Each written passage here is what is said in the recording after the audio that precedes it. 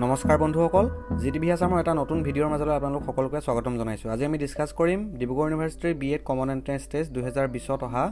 Question পেপাৰখনৰ analysis. গতিকে বলক ভিডিঅ'টো আৰম্ভ কৰোঁ।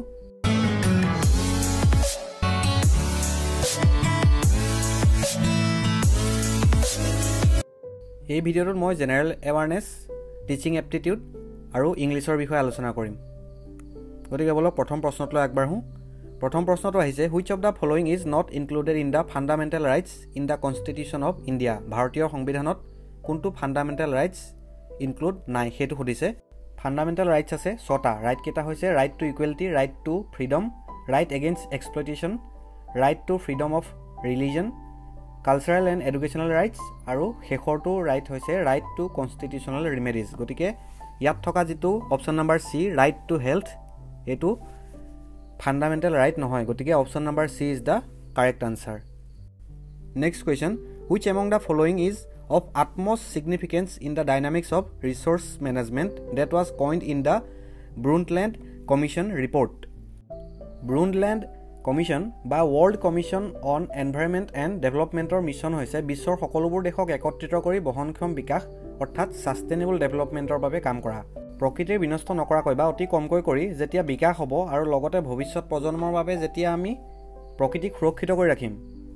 তেনেধৰণৰ বিকাশকে কোৱা হয় ছাষ্টেইনেবল ডেভেলপমেণ্ট। গতিকে এই প্ৰশ্নটোৰ শুদ্ধ উত্তৰটো হ'ব option number C, sustainable development. Brundtland কমিশ্যনৰ লগত ছাষ্টেইনেবল ডেভেলপমেণ্টটো ৰিলেটেড। পিছৰটো প্ৰশ্ন, the directive principles of state policy of the constitution of India have been adopted from the option কেইটা দিছে constitution of Netherland, Finland, New Zealand আৰু আয়াৰলেণ্ড। ভাৰতীয় সংবিধানৰ ষ্টেট পলিচিৰ ডাইৰেক্টিভ প্ৰিন্সিপল যিকেইটা আছে সেইকেইটা কোনখন দেশৰ সংবিধানৰ আৰ্হিত লোৱা হৈছে সেইটো সুধিছে, আৰু ইয়াৰ শুদ্ধ উত্তৰটো হ'ব constitution of Ireland. Option number D is the correct answer. পিছৰটো প্ৰশ্ন, a person is counted as literate for the purpose of census in India if he is.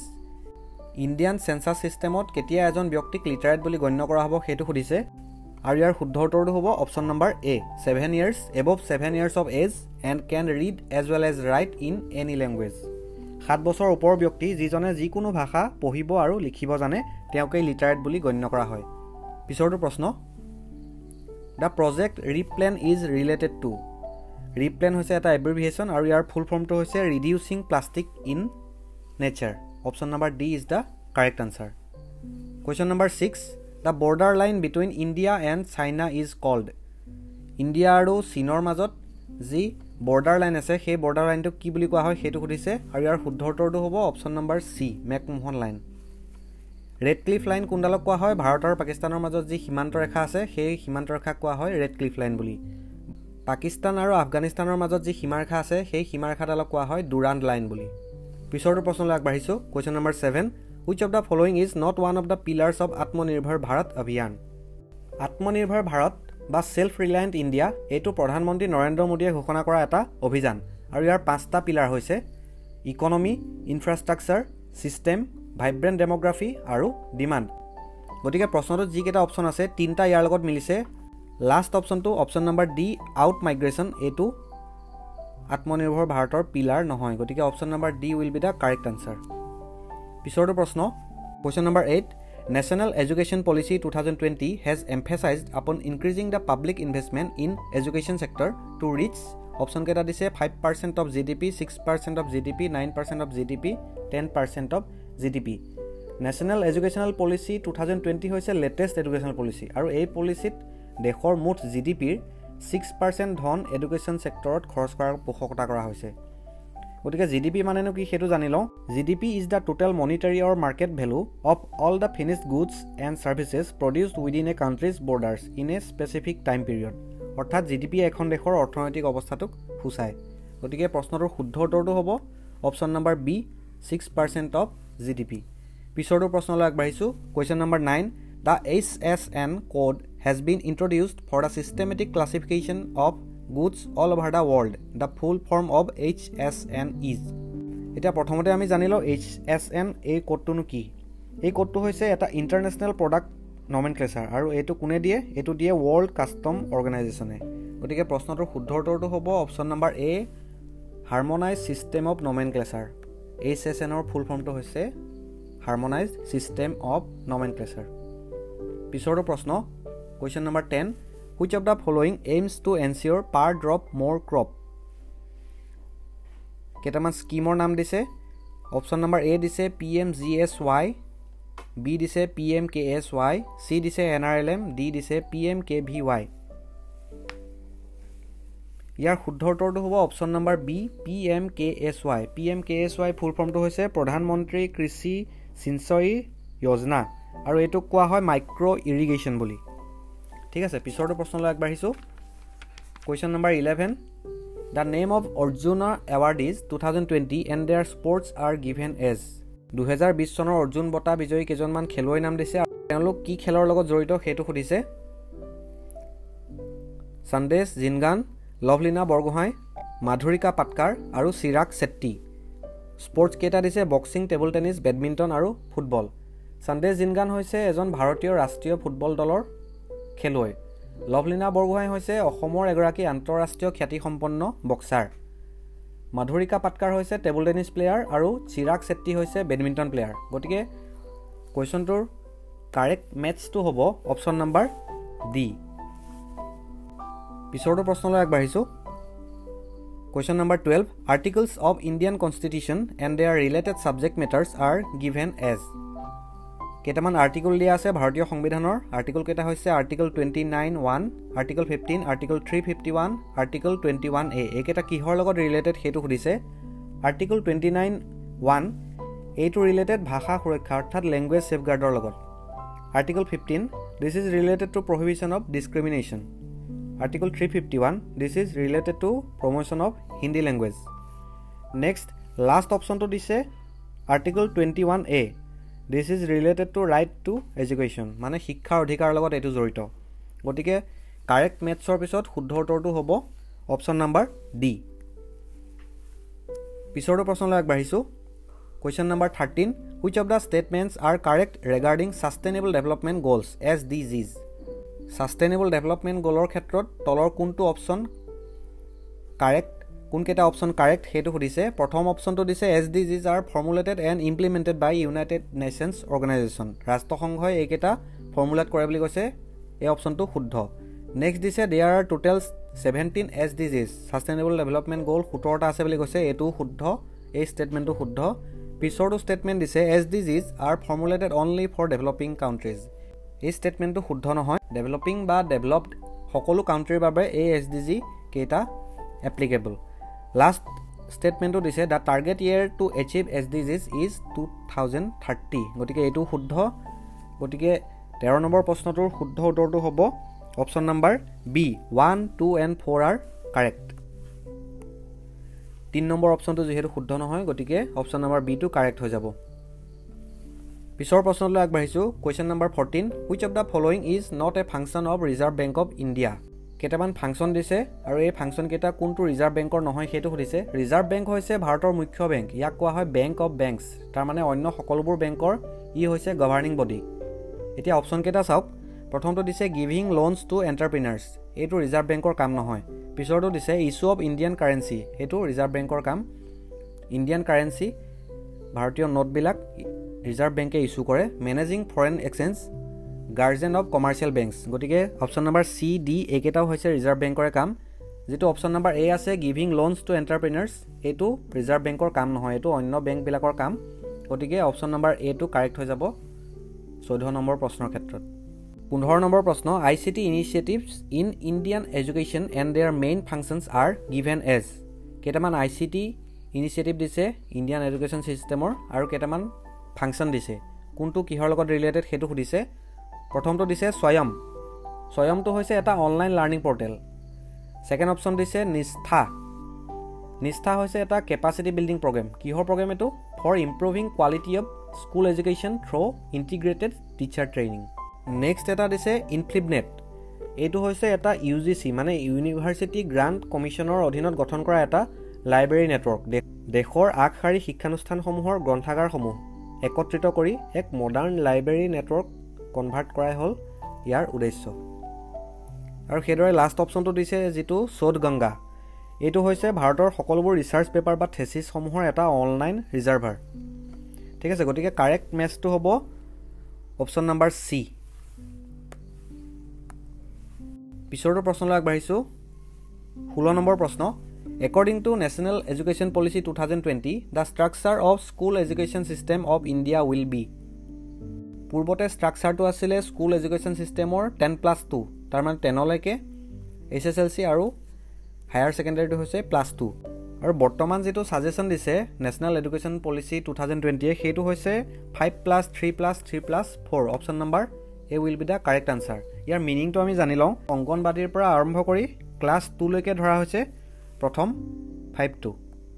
ঠিক আছে নেক্সট যেটো +3 দিছে সেইটো ধৰা হৈছে ক্লাছ 3 পৰা ক্লাছ 5 লৈকে 3 4 5 নেক্সট যেটো 3 হৈছে সেইটো হৈছে 6 7 8 এই তিনটা ক্লাছ লগ লাগি হৈছে আৰু লাষ্টৰ যেটো +4 দিছে এই 4 টো হৈছে 9 10 11 12 গটিকে হোল সিস্টেমটো হোল স্ট্ৰাকচাৰটো হৈছে 5+3+3+4 এটো NEP 2020 এ নতুনকৈ সাজেষ্ট কৰিছে পিছৰটো প্ৰশ্নলৈ আগবাঢ়িছো question number 17 names of persons and the name of their autobiography are given as কেজনমান বিখ্যাত ব্যক্তিৰ নাম দিছে LK Advani Nelson Mandela Barack Obama Dalai Lama আৰু কেইখনমান আত্মজীৱনী দিছে long walk to freedom freedom in exile my country my life dreams from my father এতিয়া মেথছ কৰিব দিছে LK আডৱানীৰ আত্মজীৱনীখন হৈছে my country my life Nelson মেণ্ডেলাৰ আত্মজীৱনীখন হৈছে long walk to freedom Barack ওবামাৰখন হৈছে ড্ৰিম ফ্ৰম মাই ফাদাৰ আৰু দালাই লামাৰখন হৈছে ফ্ৰীডম ইন এক্সাইল গতিকে আফটাৰ মেথছিং কাৰেক্ট অপশ্যনটো হ'ব option number C next question number 18 which of the following is not a search engine option number A দিছে Google Chrome B Mozilla Firefox C Internet Explorer আৰু D Microsoft Office actually প্ৰশ্নটোত অলপমান বিসংগতি থকা দেখা পোৱা গৈছে সাৰ্চ ইঞ্জিন বুলি ক'লে actually Google বা Bing এনেকুৱা ধৰণৰ সাৰ্চ ইঞ্জিনবোৰ বুজা যায় Google Chrome টো হৈছে এটা ব্ৰাউজাৰ Mozilla Firefox টো এটা ব্ৰাউজাৰ Internet Explorer এটো এটা ব্ৰাউজাৰ আৰু Microsoft Office এটো হৈছে এটা এপ্লিকেশন সফটওয়্যাৰ গতিকে অড ওয়ানটো হৈছে মাইক্ৰসফট অফিস গতিকে এই প্ৰশ্নটোৰ উত্তৰ মাইক্ৰসফট অফিস হ'ব কোনটো সাৰ্চ ইঞ্জিন নহয় খুদিছে মাইক্ৰসফট অফিসটো কোনো পধ্যে সাৰ্চ ইঞ্জিন নহয় next question number 19 which is the biggest measuring unit of data চাৰিটা ডাটা মেজাৰ কৰাৰ ইউনিট দিছে ফাৰ্স্টটো দিছে টেৰাবাইট বি টো দিছে কিলোবাইট সি টো দিছে গিগাবাইট আৰু ডি টো দিছে মেগাবাইট এই চাৰিটাৰ ভিতৰত টেৰাবাইটটো সকলোতকৈ ডাঙৰ গতিকে option number A terabyte is the correct answer পিছৰটো প্ৰশ্ন question number 20 who authored the book India Wins Freedom এই কিতাপখনৰ লেখক হৈছে মৌলানা আবুল কালাম আজাদ গতিকে অপচন নম্বৰ বি টো হ'ব শুদ্ধ question number 21 ৰ পৰা টিচিং এপ্টিটিউড খিনি ষ্টাৰ্ট হৈছে প্ৰথম প্ৰশ্নটো সুধিছে immediate feedback is an essential characteristic of immediate feedback টো তলৰ কোনটো টিচিংৰ characteristic হেতু সুধিছে আৰু ইয়াৰ শুদ্ধ উত্তৰটো হ'ব মাইক্ৰ টিচিং পিছৰটো প্ৰশ্ন question number 22 the term least restrictive environment refers to the education of least restrictive environment এই টাৰ্মটো কোনটো এডুকেশ্যন সিস্টেমৰ লগত জড়িত হেতু সুধিছে আৰু ইয়াৰ উত্তৰটো হ'ব ডিজেবল বা ডিফাৰেন্টলি এবল চিলড্ৰেনৰ এডুকেশ্যনৰ লগত এই টাৰ্মটো জড়িত গতিকে option number A will be the correct answer পিছৰটো প্ৰশ্ন question number 23 learners participation is made optimal and proactive in which teaching method আৰু ইয়াৰ শুদ্ধ উত্তৰটো হ'ব project method গতিকে 23 নম্বৰ প্ৰশ্নটোৰ উত্তৰটো হ'ব option number D project method পিছৰটো প্ৰশ্ন question number 24 one of the key behaviors in effective teaching is effective teaching ৰ এটা কি বিহেভিয়াৰ কোনটো হেতু সুধিছে অপচন কেইটালে মন কৰক আৰু এই অপচন কেইটাৰ ভিতৰত অপচন নম্বৰ সি টো হ'ব ইনষ্ট্ৰাকচনাল ভেৰাইটি এটো হ'ব শুদ্ধ উত্তৰ পিছৰটো প্ৰশ্ন question number 25 arrange the following teaching process in order কেইটামান টিচিং প্ৰসেস দিছে ফাৰ্স্টটো দিছে relating that present knowledge with the previous knowledge পিছৰটো দিছে ইভালুৱেচন 3 নম্বৰটো দিছে ৰিটিচিং নেক্সট ফৰ্মুলেটিং অবজেক্টিভস নেক্সটটো দিছে প্ৰেজেন্টেশন অফ মেটেৰিয়েলস গতিকে এইটো এটা টিচিং প্ৰসেস কেইটামানৰ নাম দিছে এই প্ৰসেস কেইটাৰ শুদ্ধ অৰ্ডাৰটো হ'ব প্ৰথমতে আহিব ফৰ্মুলেটিং অবজেক্টিভস নেক্সট আহিব relating the present knowledge with the previous নলেজৰ লগত প্ৰেজেন্ট নলেজটো লিংক কৰা হেতু হ'ব 3 নম্বৰ প্ৰসেসটো হ'ব প্ৰেজেন্টেশন অফ মেটেৰিয়েলস 4 নম্বৰটো হ'ব ইভালুৱেচন আৰু শেষৰটো হ'ব ৰিটিচিং গতিকে অপশ্যন কেইটালৈ যদি আমি মন কৰোঁ A B C D সেইকেইটাৰ ভিতৰত শুদ্ধ উত্তৰটো হ'ব অপশ্যন নম্বৰ D পিছৰটো প্ৰশ্নলৈ মন কৰক question number 26 The greatest important cause of failure of a teacher in the beginning lies in the area of গতিকে সুধিছে যে আৰম্ভণিতে যদি শিক্ষক এজন বিফল হয় যিকোনো ক্ষেত্ৰত তাৰ সকলোতকৈ ডাঙৰ কাৰণটো কি হ'ব পাৰে ফাৰ্ষ্টটো দিছে interpersonal relationship B verbal ability C knowledge of the teacher আৰু ডি টো দিছে tight handling of the students গতিকে ইয়াৰ শুদ্ধ উত্তৰটো হ'ব ইণ্টাৰপাৰ্চনেল ৰিলেশ্যনশ্বিপ পিছৰটো প্ৰশ্ন question number 27 the most appropriate meaning of learning is A. Inculcation of knowledge B. Modification of behavior C. Personal adjustment D. Acquisition of skills option কেইটালৈ মন কৰিলে আপুনি দেখিব যে গোটেইকেইটা অপশ্যনেই লাৰ্ণিঙৰ মিনিং গোটেইকেইটা অপশ্যনেই লাৰ্ণিঙৰ মিনিং হয় কিন্তু মষ্ট এপ্ৰপ্ৰিয়েট মিনিং বুলি ক'লে আমি অপশ্যন নম্বৰ বিলৈ যাব লাগিব মডিফিকেশ্যন অফ বিহেভিয়াৰ পিছৰ প্ৰশ্নলৈ মন কৰক কুৱেশ্যন নম্বৰ 28 মোৰ ইফেক্টিভ টিচাৰসকলে কি কৰে সেইটো সুধিছে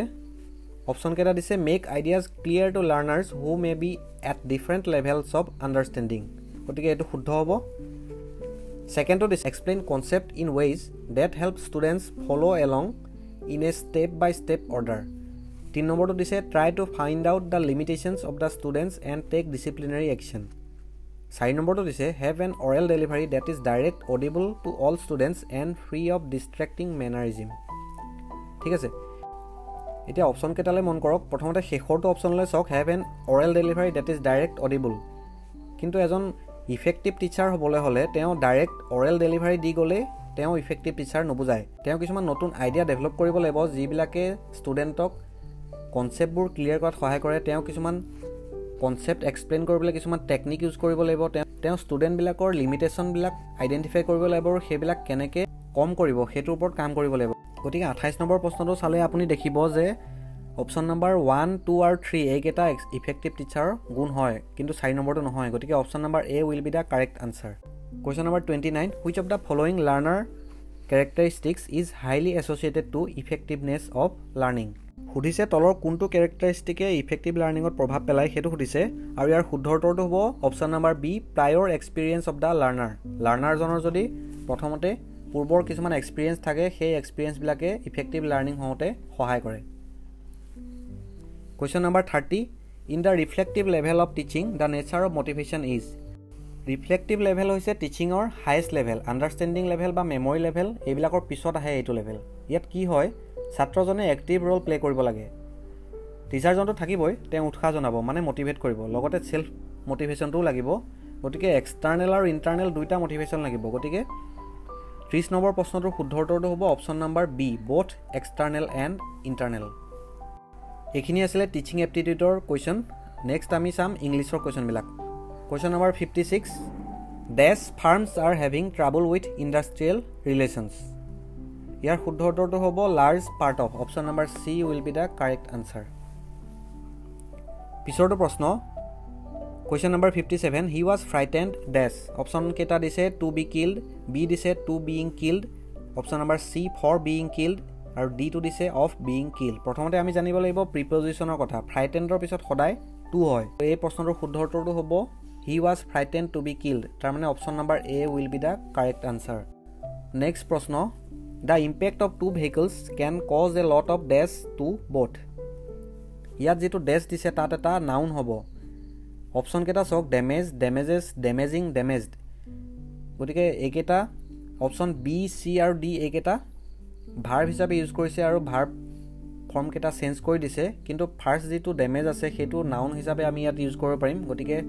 অপশ্যন নম্বৰ এটো হৈ যাব শুদ্ধ question number 59 his observations were beside the point means beside the point এইটো ইডিয়মছ এণ্ড ফ্ৰেজৰ ভিতৰত আহে আৰু ইয়াৰ মিনিংটো হৈছে not relevant option number C is the correct answer next আৰু এটা ইডিয়মছৰ কথা দিছে এ ৱাইল্ড গুজ চেজ ইয়াৰ মিনিংটো সুধিছে আৰু ইয়াৰ মিনিংটো হ'ব to go' on a foolish fruitless search question number 61 the word nearest in meaning to the word vindictive ভিণ্ডিকটিভৰ এটা সমাৰ্থক শব্দ সুধিছে নিয়েৰেষ্ট ইন মিনিং আৰু ইয়াৰ শুদ্ধ উত্তৰটো হ'ব revengeful option number C is the correct answer Next, question number 62. A 14-lined poem is called. 14খৰীয়া কবিতাবিলাকক কি বুলি কোৱা হয় আৰু ইয়াৰ শুদ্ধ উত্তৰটো হ'ব option number C, sonnet. Question number 63. Someone leaving one's own country to live permanently in another country. নিজৰ দেশ এৰি গৈ বেলেগৰ দেশত বাস কৰিব বিচৰাবিলাকক কোৱা হয় এমিগ্ৰেণ্ট বুলি আৰু ইয়াৰ শুদ্ধ উত্তৰটো হ'ব option number D, an emigrant. Question number 64. A soliloquy means. soliloquy মিনিংটো সুধিছে ইয়াৰ মিনিংটো হ'ব স্পিকিং টু oneself তাৰ মানে নিজৰ লগতে কথা পতা হেতু বুজায় অপচন নম্বৰ D হৈ যাব শুদ্ধ পিছৰটো সুধিছে ডাৰ্থৰ অপজিটটো সুধিছে এন্টোনিম ইয়াৰ শুদ্ধ উত্তৰটো হ'ব abundance পিছৰটো প্ৰশ্নত কেইটামান ব্ল্যাঙ্কস দিয়া আছে আৰু ব্ল্যাঙ্ক কেইটা ফিল কৰিব দিছে তাৰ মানে তলত দিয়া অপচন কেইটাৰ কোন কেইটা শব্দ আমি এই ব্ল্যাঙ্ক কেইটাত ইউজ কৰিলে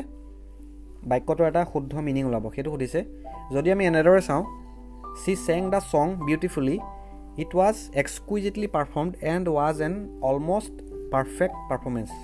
গতিকে এইটো এটা শুদ্ধ বাক্য হৈ যাব আৰু পাৰফেক্ট মিনিং ওলাব বাক্যটোৰ গতিকে অপচন নম্বৰ C টো হৈ যাব শুদ্ধ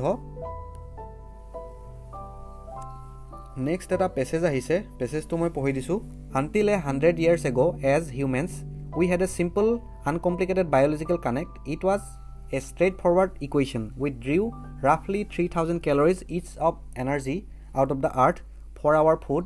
and life's sustenance today that number per capita has grown to 1 lakh calories we still need only 3000 calories each to nourish life itself all the rest of this energy is what we extract from the earth for everything else besides keeping ourselves alive in some countries like the US this per capita number runs at over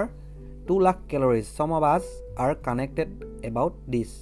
we fret over what we could and should really be doing to soften this abuse of resources little things fox us in the welter of things that we get to read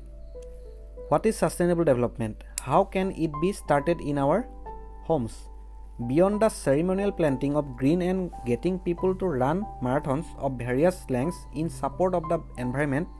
is there more that we can add to the abstract value of sustainability what are the little things we can do in our day-to-day lives to reduce demand for things that people make and market of course we know that it helps to avoid a plastic bag when you can use a newspaper bag or a brown bag or even a jute bag which you can use for many more years unlike a plastic bag which you throw away in less than a week or after a few uses however there is actually quite a bit more than you and I can do without any compromise on comfort with very little as cost incurred with financial savings that you can gain or energy and water use and with solutions that are very feasible and within your reach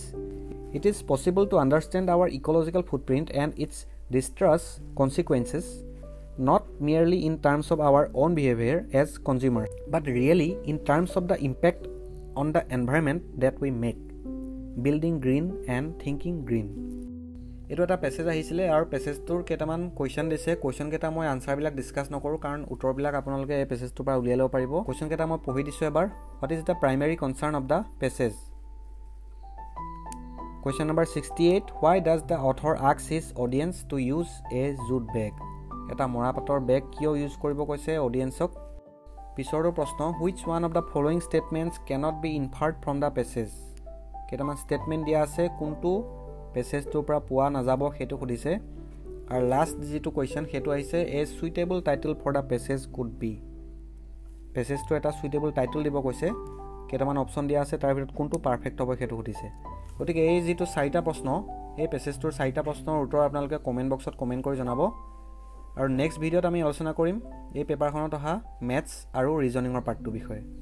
গতিকে ভিডিঅ'টো ইমান সময় চাই থকাৰ বাবে ধন্যবাদ যদি ভিডিঅ'টো ভাল পালে লাইক কৰিব আৰু শ্বেয়াৰ কৰিবলৈ নাপাহৰিব ধন্যবাদ